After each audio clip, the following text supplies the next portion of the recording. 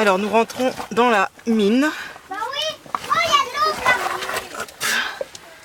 Tous les enfants ont avancé. C'est génial.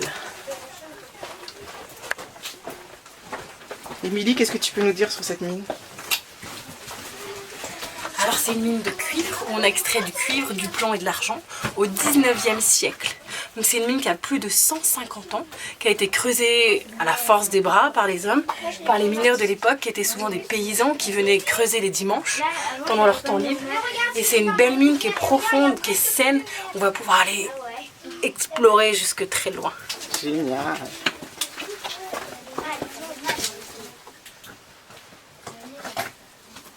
Oula, il y a beaucoup de bois, il y a beaucoup d'eau. Oui, il y a un morceau de bois au plafond. Alors regardez ce que je vous disais justement, hein, un morceau de bois. Ben, ce morceau de bois, c'est des mineurs qui l'ont mis pour nous protéger. Donc il est évident que ce morceau de bois, il ne faut pas le taper, il faut pas le toucher, puisqu'il soutient le plafond. D'accord ? C'est vraiment, les mineurs, ils se sont arrêtés de creuser. Pourquoi? Et ben c'est ça que vous allez devoir élucider. Parce que après, la mine elle va s'effondrer. Alors non, il y a des mines qui sont bien plus profondes que ça, hein, et les mineurs ils étaient capables d'aller plus loin. Mais alors pourquoi les mineurs se sont arrêtés de creuser? Parce que quelque chose est tombé dessus Quelque chose est tombé dessus? et ça a fermé. Tu penses qu'elle était plus longue et que quelque chose est tombé? Non. Pour boucher? Non, on dirait qu'ils ont arrêté de creuser. Il n'y avait pas assez de minéraux là-bas. Peut-être qu'il n'y avait plus de Il n'y a minéraux. plus assez de. Ils trouvaient plus de. Ils trouvaient plus ce qu'ils cherchaient. Exact. Ils ne trouvaient plus ce qu'ils cherchaient. Alors ce que je vous propose, c'est qu'on va tous ensemble faire demi-tour. On va retourner vers l'entrée et on va essayer de chercher qu'est-ce qu'ils cherchaient les mineurs. Les mineurs, pourquoi ils ont creusé cette mine? Qu'est-ce qu'ils ont tapé? Qu'est-ce qu'ils ont extrait de cette mine? De l'or. Alors c'est pas de l'or, mais justement on va regarder quoi? Et puis surtout on va devoir observer, on va devoir suivre le minerai, ce qu'on appelait le minerai, donc ce qui avait de la valeur, la roche qu'on extrait pour avoir de l'argent. Et on va essayer de suivre le minerai et on va voir jusqu'où il s'arrête. Ça vous dit? Ouais. Alors hop, on se retrouve. Oh, regarde, il y a des traits en haut. Il y a des traits Ah. qui ont été creusés. Bien vu, regardez tous en haut au plafond. Vous en avez aussi tous de votre côté? Ces traces-là, c'est les traces des outils que les mineurs ils ont utilisés. C'était des grosses barres avec lesquelles ils tapaient au marteau, comme ça. Bam, bam, bam. Et on appelle ça des barres à mines.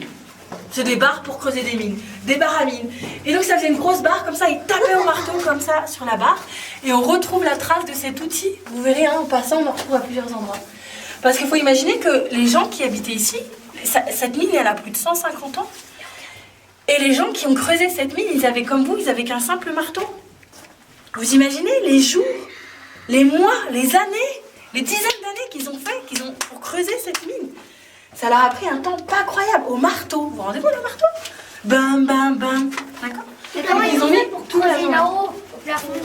Et bien justement, ils utilisaient ces barres, c'est-à-dire Mais que... si leur. Imaginons si je veux creuser ici, et ben j'essaye de mettre ma barre là, et puis je tape, bam, bam, bam, pour que ça s'effondre au fur et à mesure. Tout ce qui est donc le cuivre, donc la chalcopyrite, la malachite, l'azurite, et puis la galène, le minéral qui contient du plomb, en fait c'était dans des veines de quartz. Vous avez remarqué? Sur tout le trajet, sur toute la galerie, on a réussi à suivre plusieurs veines de quartz qui étaient tout le long.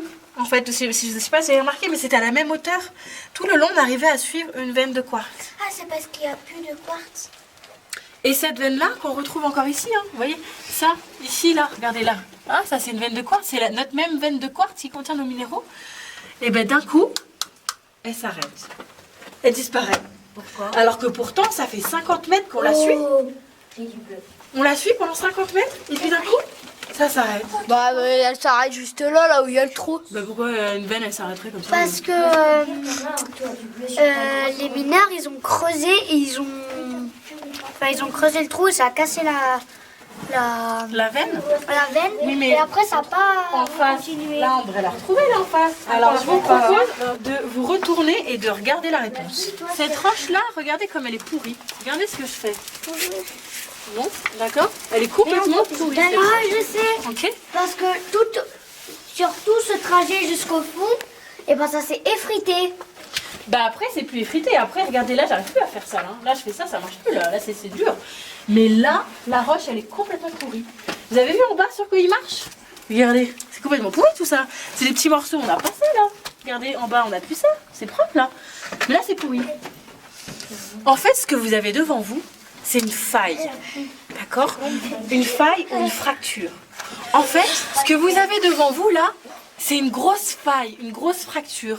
Et en fait, il y a ce bloc-là, toute cette partie de la montagne qui se déplace contre cette partie-là de la montagne.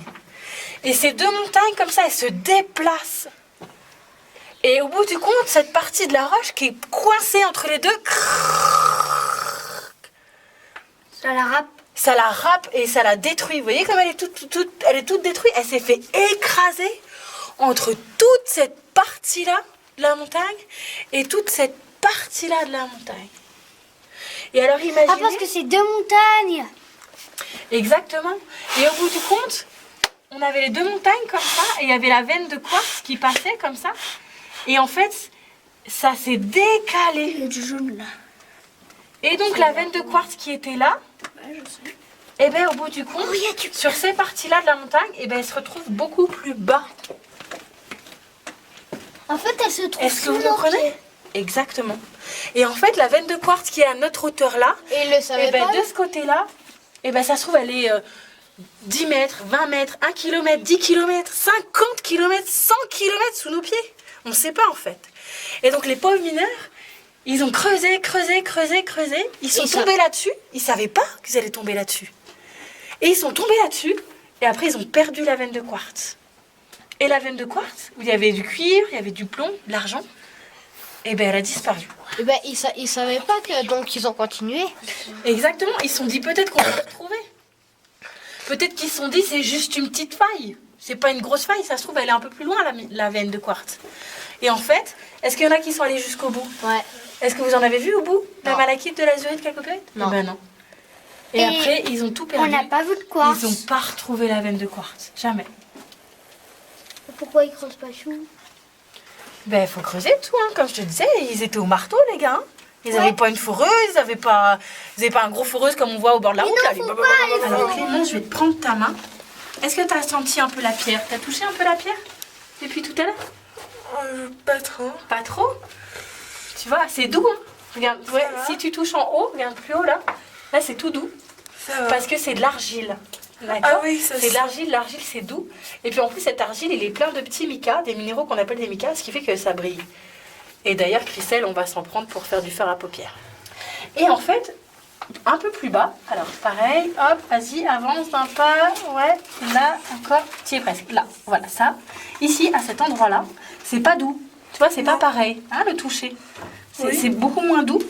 Et bien, à cet endroit-là, tu as une veine de quartz. Le quartz, c'est un minéral, d'accord? C'est un minéral qui est très commun, qu'on retrouve beaucoup sur Terre. Et donc, ça fait sous forme de veine, d'accord? Donc, ça fait comme une ligne, une bande, d'accord, de quartz.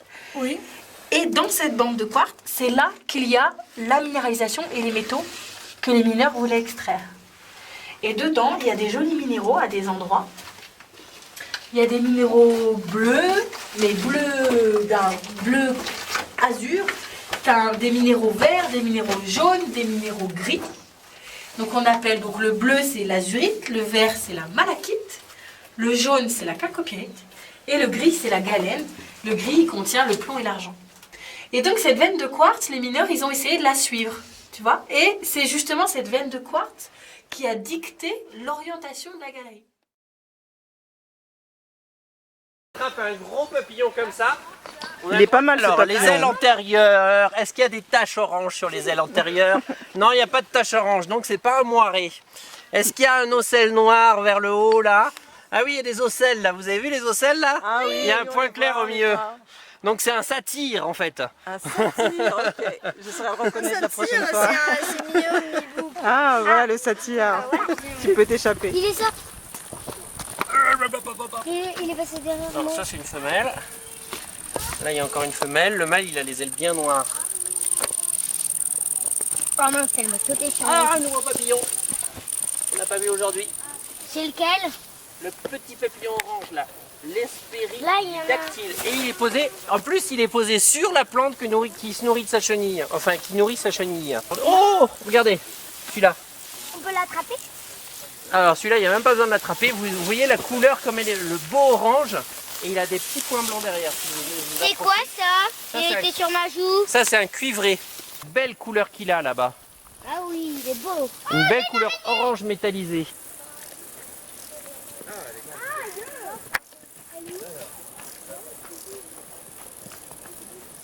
Moi, j'essaye d'attraper les criquets. Bien plus grande que les pattes arrière. Les araignées là, ce qui est marrant, En fait, moi, j'essaye de... elles restent posées sur la fleur, elles se mettent en affût et elles peuvent changer de couleur au bout de plusieurs jours. Ce qui fait que les insectes qui arrivent, elles voient pas du tout l'araignée et elles viennent butiner la fleur comme s'il n'y avait rien du tout. Et cette araignée va la se mettre dans cette position là et elle plante les crochets, hop, jusqu'on la baissole arrive. Jusqu'on La l'insecte feuille, arrive. il est planté là. Regarde là, elle met en position de défense pour m'impressionner, pour paraître plus grosse. Mais au final, ces araignées là, elles n'ont pas la force nécessaire pour pouvoir planter notre peau. Et du coup, on risque vraiment rien avec elles. Tu veux la prendre? À l'aide. Anessia, tu veux la prendre? Bah non, non, Tu crains vraiment rien. Qu'est-ce que tu fais, Sylvain? Je suis en train de noter notre dernière observation. Alors, ils ont observé quoi? Eh bien, cet arbre qu'on n'a pas encore vu aujourd'hui, qui est un tremble. Nous, alors, on le reconnaît. On le reconnaît comment alors? Parce que ces feuilles tremblent avec un tout petit coup. C'est quoi cette terre? Ouais, Les alors ça, autres feuilles d'arbres ne bougent pas. Ça, c'est le pourquoi de son nom, effectivement, parce que le pétiole, c'est-à-dire la partie qui tient la feuille, elle est tellement fine que les feuilles, elles tremblent au moindre souffle de vent. C'est quoi cette plante? Alors, ça, c'est encore une plante de la famille. Est-ce que c'est avec toi que j'en ai parlé tout à l'heure? La famille des graminées, la famille où il y a le blé. Et donc ça, c'est un épi, c'est pas un épi de blé, c'est un épi d'une autre graminée qui s'appelle la fléole. Et c'est tout ce qu'on appelle les herbes en général, tout ça là. Tout ce qu'on appelle les herbes, c'est une famille de plantes qui s'appelle les graminées. Les graminées parce qu'elles font des grains en fait. Donc voilà. Ça, c'est une autre graminée facile très très courante qui s'appelle le dactyle. C'est celle où on a vu le papillon tout à l'heure qui était lié, dont la chenille...